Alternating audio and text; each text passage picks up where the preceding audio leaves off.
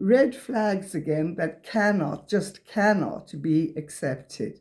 Weaponizing children is never love. It is cruelty at its worst. There is no justification, no excuse, no greater good.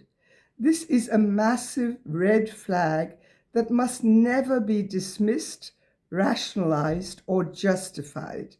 It causes deep, lasting harm to everyone involved: children, parents, grandparents, and loved ones alike. True care means protecting children from conflict, not using them as tools to control or punish.